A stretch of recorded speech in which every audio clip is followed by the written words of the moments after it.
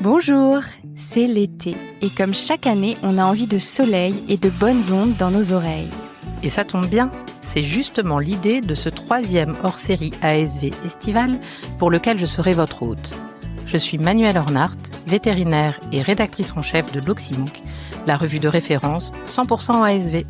D'ailleurs, si vous n'avez pas écouté les 2 premières éditions, remontez le fil Vétomicro pour retrouver les épisodes. Cette année, nous mettons à l'honneur des ASV qui ont choisi de se former dans des domaines d'expertise spécifiques. Ils et elles nous parleront de ce qui les a amenés à se spécialiser, de leur quotidien, mais aussi de la manière dont ils vivent l'évolution de leur métier. Puis, nous poursuivrons la réflexion sur 2 grands sujets d'actualité, la formation des ASV et la question de la délégation d'actes. Parce qu'au fond, il y a 1000 manières d'apprendre, de progresser et de faire vivre cette profession avec passion. Belle écoute!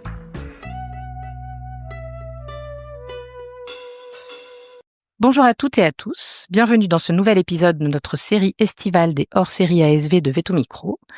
Après avoir été à la rencontre de 4 auxiliaires vétérinaires inspirants qui sont venus partager avec nous leur parcours riche de compétences particulières et qui nous ont donné leur point de vue sur la délégation d'actes aux ASV, nous donnons aujourd'hui la parole aux voix institutionnelles majeures et celle du Conseil national de l'Ordre des vétérinaires. Notre invitée est Nathalie Blanc, docteure vétérinaire, praticienne et élue en tant que trésorière au sein du Conseil national de l'Ordre. Bonjour Nathalie. Bonjour Emmanuel. Alors que l'ensemble de l'écosystème vétérinaire s'apprête à franchir un cap important avec l'évolution réglementaire attendue autour de la délégation d'actes, Nathalie a accepté de venir échanger avec nous sur le rôle et la position de l'Ordre sur le sujet, les enjeux éthiques et juridiques qui entourent ce sujet, ainsi que les garanties à mettre en place pour sécuriser le cadre d'exercice de chacun. Nathalie, nous avons eu la chance dans nos vies précédentes de nous rencontrer en tant que praticienne en équine et nous nous retrouvons aujourd'hui un peu par hasard. Est-ce que tu es d'accord du coup pour qu'on se tutoie pendant cet épisode ? Il n'y a aucun problème, bien évidemment. Génial. Alors avant de commencer, Nathalie, est-ce que tu pourrais nous parler succinctement de toi, nous expliquer un peu ton parcours de vétérinaire et surtout en fait nous dire quand et comment et pourquoi es-tu arrivée à l'Ordre ? Alors, donc j'ai été diplômée d'Alfort en 1998 et je me suis installée avec mon mari dans le Pas-de-Calais, dans une clientèle mixte, tout de suite à la sortie de l'école finalement. Et en fait, on avait un associé qui était élu ordinal et qui en 2005 a dû quitter, enfin ne pas se représenter pour des raisons professionnelles. Et à ce moment-là, il m'a dit écoute, pourquoi tu ne te présentes pas, ça t'irait super bien. Alors j'avoue, je ne savais pas trop à quoi je m'engageais, j'ai vu de la lumière un petit peu, je suis rentrée et j'en suis jamais sortie. Donc je me suis prise au jeu. J'ai d'abord été trésorière donc du conseil régional Nord-Pas-de-Calais, puis vice-présidente et enfin présidente du Nord-Pas-de-Calais et ensuite lors de la fusion des régions des Hauts-de-France. En 2019, j'avais l'impression de ronronner un petit peu dans ma pratique ordinale et du coup, j'ai décidé de me présenter au Conseil national pour donner un nouveau challenge à ma vie et puis aussi parce que j'avais la volonté de montrer qu'on pouvait être une maman, une épouse, une vétérinaire et s'engager dans nos organisations professionnelles quand, comme moi, on est toujours passionné par son exercice et par sa profession. Eh ben, dis donc, un gros parcours. Bravo, en tout cas, pour ton engagement envers la profession, mais aussi, et peut-être même surtout pour le grand public. Pourrais-tu d'ailleurs nous rappeler, notamment aux ASV qui nous écoutent, mais à mon avis aussi pour certains confrères et consoeurs, quels sont les rôles de l'Ordre des vétérinaires ? Alors, c'est vrai qu'on a souvent tendance à penser que le rôle de l'ordre est de défendre la profession vétérinaire. Non, le rôle de l'ordre, c'est de défendre les intérêts moraux de la profession et pas les intérêts matériels. Et au contraire, être plutôt dans la défense, enfin de garantir le service rendu au public. Oui. Voilà, Okay. dans la qualité du service rendu au public, exactement. Okay. Voilà. Alors donc notre mission est définie dans la loi, dans le code rural et de la pêche maritime. Et donc on a 5 missions principales. La première qui est la mission administrative, donc l'inscription, la gestion du tableau de l'ordre des personnes physiques et des personnes morales, l'étude des contrats pour vérifier qu'ils sont bien en adéquation avec le code de déontologie, l'étude des sociétés, donc ça c'est la première mission. La deuxième mission est celle que les gens connaissent plus, qui qui est la mission disciplinaire.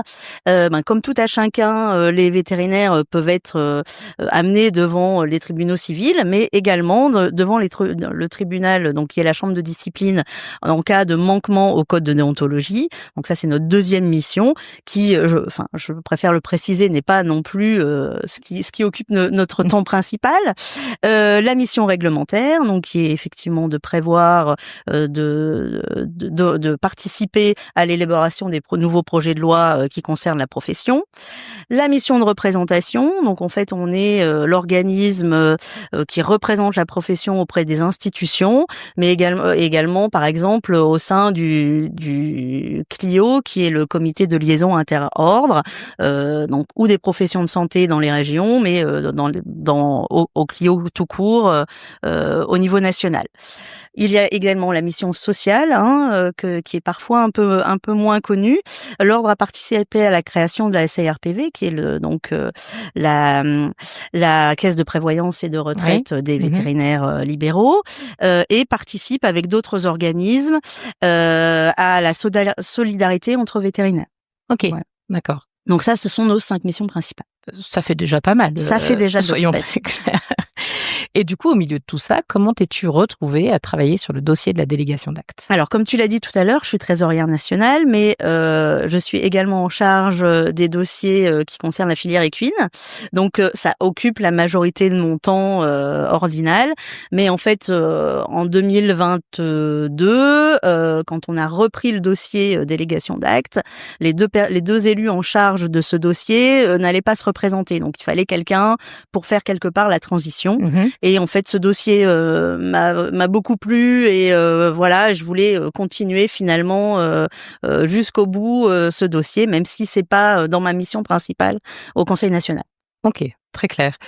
Est-ce que tu pourrais réexpliquer un peu à nos auditeurs quel a été finalement le parcours de la délégation d'actes? Parce qu'on entend parler depuis depuis 2011, en 2011, le législateur a défini l'acte vétérinaire. Alors la chance pour la profession, c'est que cette définition est une définition très large. C'est le 2 L241, L200, je vais y arriver. Pas de problème. L243.1. Tout acte ayant pour objet de déterminer l'état physiologique d'un animal ou d'un groupe d'animaux ou son état de santé, de diagnostiquer une maladie, y compris comportementale, une blessure, une douleur, une malformation, de les prévenir ou les traiter, de prescrire des médicaments ou de les administrer par voie parentérale. Ce qui fait que, clairement, l'acte vétérinaire concerne quasiment tous les soins aux animaux. Oui. En parallèle, le législateur donc a déterminé des exceptions où effectivement des actes pouvaient être réalisés par des non-vétérinaires.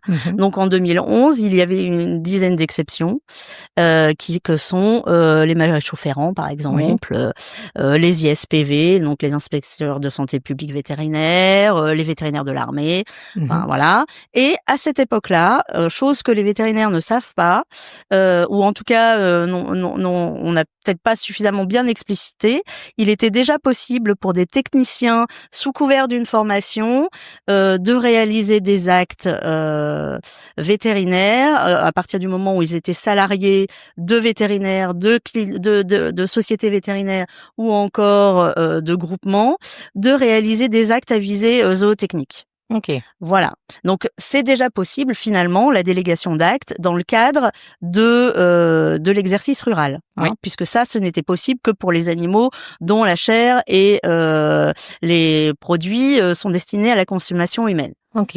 Voilà.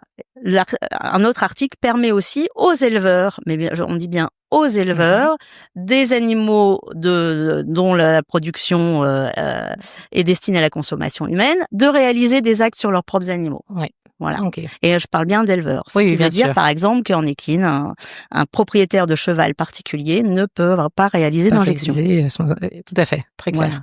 Surtout que le propriétaire de particulier de cheval, il partira probablement pas à la boucherie, donc il n'est en plus pas... mais là on parle bien de destination de l'animal, donc même quand bien même c'est un éleveur qui destine pas son cheval à la boucherie, les éleveurs de CSO par exemple, voilà, ils ont quand même le droit à cette délégation. Ok, très clair.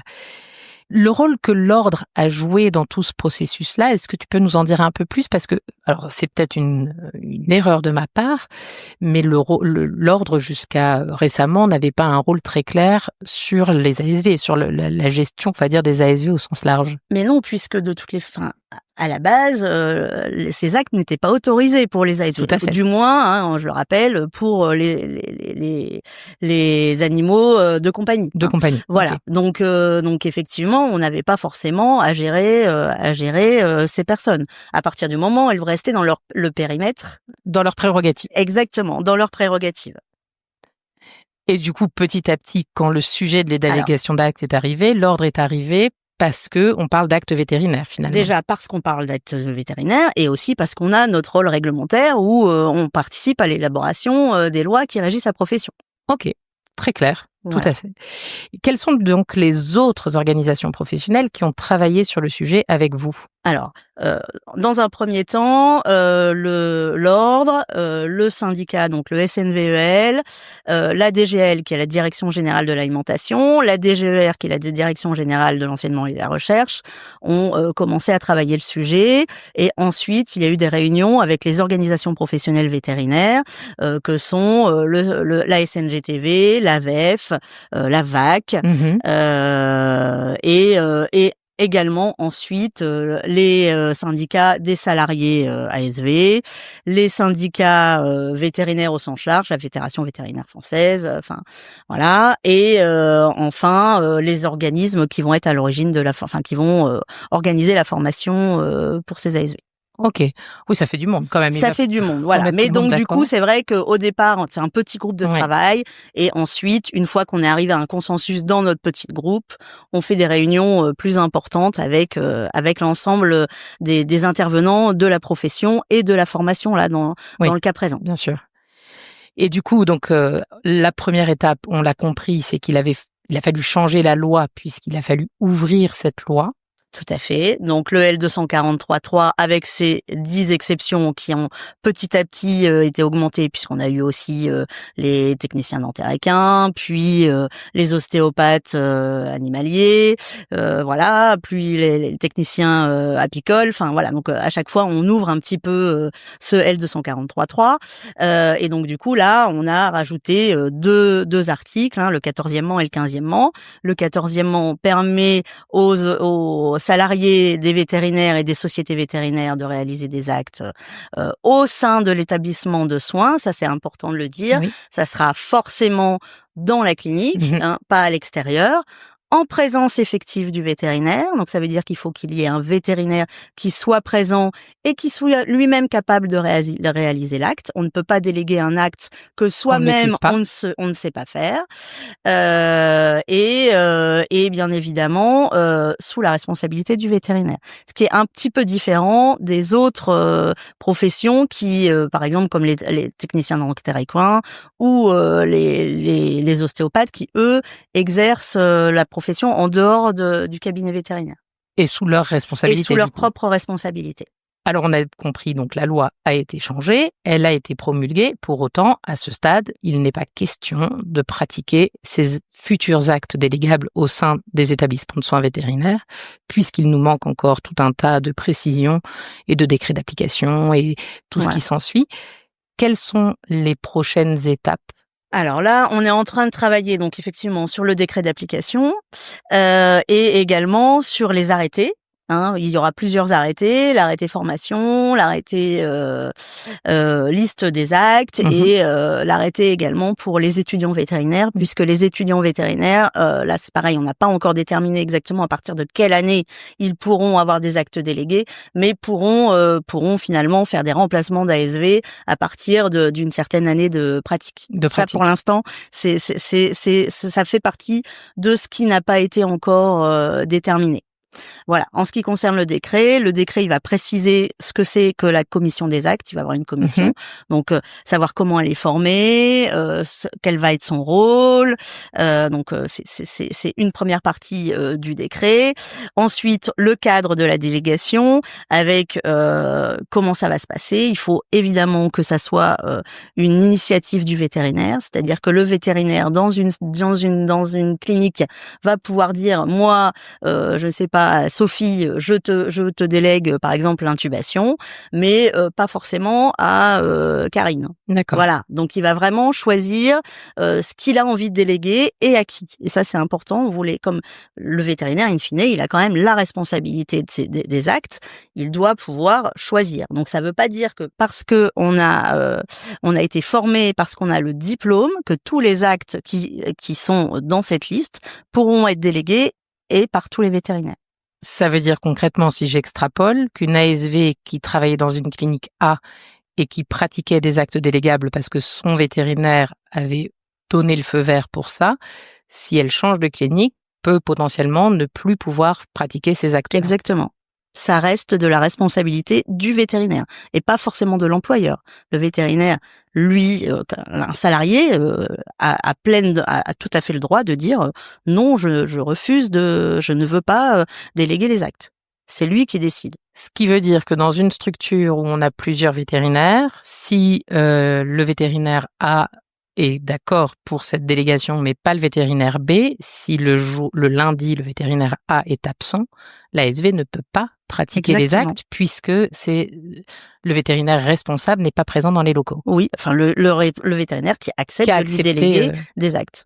Ok, oui, donc ça veut quand même dire qu'effectivement, il va falloir au sein des cliniques que tout le monde se mette bien d'accord sur qui peut faire quoi, quand, en présence de qui. Exactement. Et alors donc ça aussi, ça va être défini dans le décret qu'il va falloir en fait. Je pense que maintenant on connaît bien les conditions générales de fonctionnement des établissements de soins. Ça sous-entend que ça soit bien décrit dans les conditions générales de fonctionnement.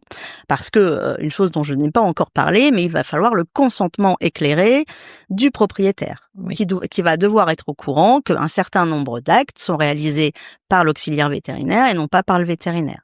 Voilà. Et à tout moment, le détenteur de l'animal ou le propriétaire peut refuser la délégation d'actes. Ok.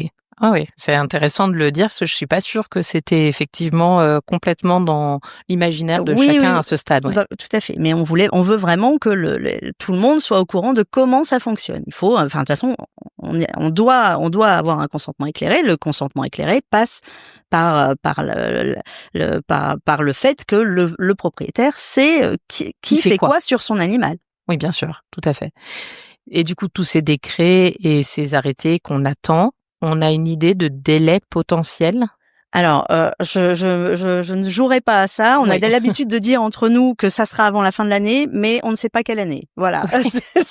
En gros, c'est comme quand on nous pose la question, c'est un petit peu ça. C'est de dire là clairement, c'est pas un temps qu'on maîtrise. C'est pas un temps qu'on maîtrise du tout. Ok. Voilà. D'ailleurs, on a bien vu la promulgation de la loi. Hein. Oui. Je vous rappelle quand même qu'elle a été votée à l'Assemblée avant la dissolution et que finalement, on a quand même eu de la chance que ça repasse pas directement à l'Assemblée, ce qui aurait pu être une possibilité. Ouais. Donc voilà. Et ça, on l'avait pas anticipé. Non, c'est sûr. Je pense que personne l'a anticipé pour avoir écrit quelques articles sur le sujet. C'était des petites surprises. Voilà. Donc du coup, s'engager sur une date, je ne le ferai pas, et surtout, enfin, ça serait pas honnête de ma part. Je sais très bien comment ça fonctionne. Ça paraît très long quand on n'est pas dans les rouages du système, mais malheureusement, c'est comme ça. Mais c'est important de le rappeler ici, je crois, parce que on a cette loi est promulguée, il y a un sentiment que les choses derrière vont aller très vite. C'est pas forcément le cas. C'est pas forcément. Il va falloir de la patience et il faut faire les choses bien. Il faut faire les choses bien, et notamment il y a l'arrêté formation où là il va falloir définir les compétences en fonction des actes, ce qui risque de prendre quand même un petit peu de temps. En fait, ça permet de savoir quel niveau de formation, quelles questions poser, voilà. Et ça c'est quelque chose qui peut pas se faire dans la rapidité. Bien sûr. La liste des actes, à ce stade, elle n'est pas connue, mais en interne chez vous, elle est décidée? Ce n'est pas l'ordre qui a fait la liste des actes délégables, puisque là c'est vraiment du technique, et donc ce sont les organismes techniques qui ont proposé cette liste. Nous, notre rôle, ça a juste été de vérifier que au niveau déontologique, c'était possible. Okay. Voilà, c'est tout. Alors la liste, honnêtement, je peux pas vous la donner puisque elle est pas stabilisée. Mais en gros, ce sont quand même des actes de base qui sont globalement déjà réalisés dans les cliniques, même si ça ne devrait pas. Et en tout cas, pas d'acte de chirurgie. Donc les castrations, je voyais dans l'enquête qui a été réalisée que les ASV souhaitaient faire les castrations. Les actes de chirurgie ne seront pas pris dedans. Les points de suture non plus. Je rappelle également que la délivrance des médicaments ne sera pas délégable, toujours pas délégable. Pourquoi? Déjà parce que la délivrance de médicaments est régie par le Code de la santé publique, pas par le Code rural et de la pêche maritime. Et là, pour le coup, ça dépend vraiment pas de l'ordre et ça dépend pas de la profession vétérinaire, mais des professions médicales. Et pour le coup, là, c'est pareil. C'est que pour la délégation d'actes, c'est qu'il faudrait pouvoir aller changer certains textes de loi qui sont pour l'instant existants et très clairs. Et donc, oui, ce n'est pas a priori à l'ordre du jour. Ce n'est pas du tout à l'ordre du jour. Soyons clairs. L'administration de certains médicaments qui sont à administration strictement réservée aux vétérinaires ne seront pas possibles pour les ASV. Donc, on parle de chimiothérapie, de morphinique et bien évidemment d'euthanasique. Bien sûr. Voilà. Donc, tout ça, ça restera des actes vétérinaires stricts. Tout ce qui est également certification. Donc vaccination avec certification, enfin voilà, tout ce qui engendre une signature du vétérinaire ne sera pas délégable non plus. Donc les certificats, enfin voilà, tout ça, ça reste de la compétence vétérinaire stricto. On a parlé un peu du fait qu'il allait y avoir des formations pour tout ça. On a aussi dit que certains ASV, et on le sait sur le terrain, pratiquent probablement déjà certains de ces futurs actes délégables, alors que pour l'instant, bien sûr, ils ne le sont pas officiellement. Au niveau formation, quelle est l'idée à l'heure actuelle? Comment les choses se présentent? Alors, donc déjà, il y aura un prérequis qui est d'avoir le baccalauréat ou un diplôme de niveau 4, 2, d'avoir une certification type de niveau ASV, et ensuite de faire une certification complémentaire. La durée de la formation, on n'a pas encore défini la durée exacte de la formation. Elle va dépendre essentiellement des compétences à acquérir, et donc du coup, ça sera, enfin, on a un travail d'abord à faire pour savoir quelles sont les compétences, et en fonction des compétences à acquérir, à ce moment-là, on aura une durée de formation qui sera plus facile à évaluer. On peut pas faire ça au doigt mouillé, quoi. Oui, donc, en fait, c'est très logique. On doit d'abord stabiliser la liste des actes, définir derrière quelles sont les compétences nécessaires pour chacun des actes, et à partir de là seulement pouvoir envisager quel type de formation on doit mettre derrière. Exactement. Ok. Voilà. Très bien. Et ça, a priori, pour tous les nouveaux ASV, pour ceux qui sont déjà sur le terrain et qui pratiquaient déjà ces actes, est-ce qu'il y aura une situation un peu particulière? Alors oui, il y aura la fameuse clause grand-père ou grand-mère pour ce qui nous concerne, sachant que les ASV sont très majoritairement féminines. On en voit quelques-uns, mais c'est quand même pas la majorité. Donc effectivement, il y aura une clause grand-père. Donc il y aura forcément un minimum d'expérience professionnelle qui sera prise en compte, et ensuite un examen théorique qu'il faudra quand même passer. Voilà. Et on donnera alors là, c'est pareil, on n'a pas encore fixé vraiment de période, mais il y aura à peu près 18 mois pour s'inscrire et faire valider l'examen pour qu'effectivement celles qui sont ASV depuis 25 ans puissent obtenir ce certificat si elles le souhaitent. Parce que encore une fois, je veux bien être claire, ça ne sera pas une obligation, et toutes les ASV n'auront pas d'acte délégable. Voilà. Et certaines n'en veulent pas. Exactement. Donc, Certaines n'en veulent pas et c'est un choix parce que ça entraîne. Alors même si in fine la responsabilité du vétérinaire civil professionnel sera engagée, certaines ne veulent pas, ne souhaitent pas réaliser des actes vétérinaires. Maintenant, on voit quand même aussi beaucoup dans les structures certaines ASV qui sont plutôt au front office, d'autres au back office. Évidemment, celles du front office n'ont pas forcément besoin de cette délégation d'actes. Ce qui fait d'ailleurs probablement partie de l'évolution métier à moyen ou long terme aussi, c'est que on voit bien que les ASV de plus en plus ont quand même des domaines de prédilection, de compétences de prédilection, et qu'effectivement il y a une organisation, les structures étant plutôt grandissantes, il y a une organisation qui permet exactement de différencier un peu l'acte, du coup le mot acte, mais les actions de chacune. Voilà, et donc c'est vrai que c'est un choix du vétérinaire, donc certains vétérinaires ne voudront pas déléguer ou ne voudront pas y déléguer à toutes les ASV, mais aussi un choix des ASV qui ne souhaitent pas cette délégation d'actes. Ça veut dire que la formation de base des ASV, on va prendre celle d'APForm qui ouvre à l'échelon 5, ne sera pas modifiée. Non. Puisqu'on sera sur une formation complémentaire, une formation différente. Exactement. Très clair, très très clair. Je rebondis sur ce sujet-là parce que c'est un des sujets qui m'est aussi remonté de façon indirecte par l'enquête que nous avons menée.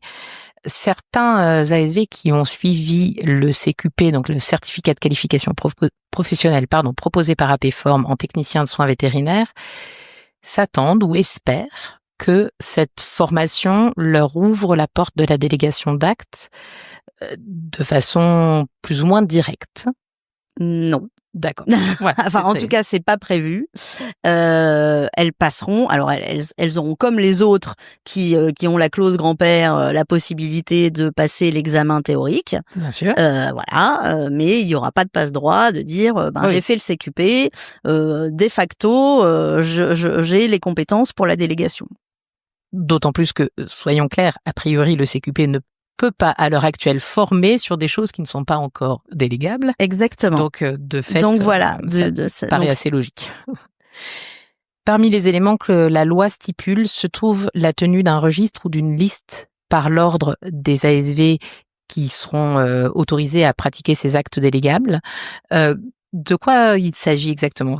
Quel est le but de la liste ? Quel est le rôle de la liste ? Alors, comme j'ai dit tout à l'heure, toutes les ASV ne pourront pas avoir la délégation. Donc, certaines ASV ne le feront pas.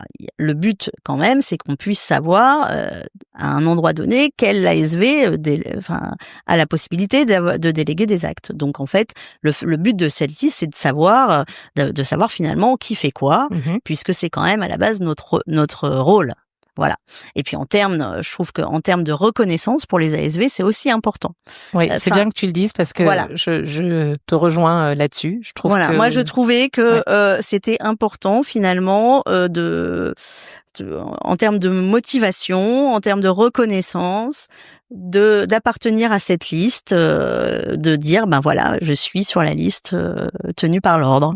C'est ça, tout à fait. Voilà. Et puis donc c'est vrai que quelque part on a un rôle aussi de surveillance. Donc voilà, ça semble normal qu'on ait cette liste, mais je trouve aussi que c'est bien pour elle. Oui, puis ça reboucle avec ce qu'on disait en début d'épisode, c'est qu'un des rôles de l'ordre est la protection des usagers. Exactement. Et que par définition, pour pouvoir le faire, il faut savoir qui fait quoi dans les établissements de soins. Et donc, c'est assez clair que pour ça, il faut savoir qui pratique des actes au sein des établissements. Il y a une histoire aussi au sein de la loi de liste 1 et de liste 2. Oui. Est-ce que tu peux nous restituer un peu l'histoire ? Exactement, niveau 1, niveau 2. Oui, pardon, oui, voilà. Tout à fait. Donc, comme on l'a vu, la loi ne se change pas d'un claquement de doigts. Donc, on l'a vu. Voilà, ça prend du temps et on a voulu anticiper et de se dire que la profession évoluant, il y aura peut-être besoin, alors pas tout de suite parce que déjà il faut mettre en place le niveau 1, d'un niveau 2 qui sera un niveau licence a priori pour des personnes qui pourraient réaliser des actes un peu plus complexes que ceux qui sont déjà prévus. Voilà. Bien, donc okay. c'est de l'anticipation. C'est de l'anticipation et de se dire maintenant qu'on l'a dans la loi, le jour où on en a besoin, ça sera beaucoup plus facile que de devoir modifier la loi. C'est très bien, de l'anticipation. C'est de l'anticipation et on sent bien dans la profession qu'il va y avoir quand même une évolution. Donc, on s'est dit, tant qu'on y est, on va le prévoir. On va pas se lancer dans les deux niveaux tout de suite. Mais c'est là. Et si on en a besoin, ce sera utilisable. Ça sera utilisable assez rapidement, puisque là il y aura plus que les décrets, qui sont pour l'année. Voilà, les décrets et les arrêtés ministériels. Ça ira un tout petit peu plus vite. Okay. Voilà. Mais donc pour l'instant, c'est vrai que le niveau 2, on en parle, on l'a prévu, mais il est prévu, mais en fait, il y a rien de concret. Il y a rien de concret. On s'est juste en discutant entre nous dit qu'un niveau licence serait bien. Voilà. Oui. C'est tout. C'est tout ce qu'on a prévu. On parlait de reconnaissance il y a quelques minutes. C'est une évidence que les ASV ont besoin et méritent beaucoup de reconnaissance. Il y a quand même le sujet de la reconnaissance salariale qui se pose quand on discute un peu avec les ASV sur le terrain. Vous en êtes où sur ce sujet-là? C'est un sujet qui a été abordé, pas du tout? Alors, pas du tout au niveau ordinal, puisque ça ne rentre pas dans nos prérogatives de parler de rémunération, que ça soit du vétérinaire ou de l'ASV. Donc là, clairement, c'est du rôle du syndicat. Nous, on n'intervient absolument pas là-dedans. Comme je l'ai dit au début, nos missions sont régies par la loi et on ne sort pas de nos missions. Voilà. Bien sûr. Voilà. Et donc, du coup, ce n'est pas votre. Ok. Voilà. On posera la question, du coup, la semaine prochaine, puisqu'on aura David Quin à notre micro, qui est donc le président du SNVEL, et à qui on posera la même question, en espérant avoir peut-être une bribe de réponse. Merci beaucoup pour toutes tes réponses. Est-ce qu'il y a quelque chose qu'on n'a pas abordé autour du sujet de cette délégation d'actes et que tu estimes important de préciser avant qu'on termine cet épisode? Non, je pense qu'on a vraiment fait le tour. Moi, je voulais vraiment rappeler que ce n'était pas pour tout le monde. C'est quand même important, que c'était au sein d'un établissement de soins, sous la responsabilité d'un vétérinaire, que le vétérinaire n'est pas obligé de déléguer les actes, ça c'est important aussi. Voilà, et que pour certains actes. Enfin voilà, que in fine, c'est quand même toujours le vétérinaire qui a la responsabilité et donc qui décide ce qui semble logique, et que la délégation d'actes ce n'est pas anodin, et que effectivement on entend qu'en face il y ait des compétences pour pouvoir réaliser ces actes. On y tient vraiment. Voilà, ce n'est pas que légaliser ce qui se faisait dans les cliniques vétérinaires, alors que ce n'était pas autorisé. C'est quand même un pas important que on fait dans la profession, et donc voilà, je pense qu'il faut que les ASV se rendent compte que c'est vraiment comme on disait tout à l'heure, un moyen de reconnaissance. Oui, voilà. Et c'est important que tu le dises, et je trouve que effectivement tu as raison d'insister là-dessus. Ce n'est pas qu'une régularisation. Exactement. De ce qui se faisait déjà. C'est bien plus que ça. On a l'impression que de tout temps et tout endroit, les ASV pratiquaient certaines choses auxquelles ils n'étaient pas théoriquement habilités. C'est pas si vrai que ça. J'ai eu l'occasion de passer dans pas mal de cliniques. Il y a beaucoup de cliniques où ils le font pas. Dans notre enquête, on a aussi eu, ce qui m'a frappé, un certain nombre d'ASV qui nous ont signalé ne pas savoir quels étaient les actes délégables ou non délégables par le passé. Alors, il n'y avait pas d'acte délégable, mais ne pas savoir de quoi on parlait très concrètement. Donc, je pense que c'est effectivement important de rappeler qu'on n'est pas juste dans une régularisation. Voilà, c'est pas un train de retard qu'on rattrape. Pas du tout. La profession avance. Exactement. Merci beaucoup Nathalie. Notre épisode touche à sa fin. La semaine prochaine, on accueillera donc David Quin, président du SNVEL. Bonne continuation à toutes et à tous, et à très bientôt. Au revoir. Merci, au revoir. Merci d'avoir écouté cet épisode de Vetomicro. Si le cœur vous en dit, partagez-le à vos amis et à vos collègues. Abonnez-vous au podcast et mettez-nous une note de 5 étoiles avec un gentil commentaire. C'est ce qui nous permet de remonter dans les classements et de donner de la voix à la profession. Si vous souhaitez participer à Vetomicro, nous suggérer des invités ou tout simplement nous écrire, faites-le sur l'adresse podcast@temavet.fr. Prenez soin de vous et à la semaine prochaine pour écouter une nouvelle façon d'être vétérinaire.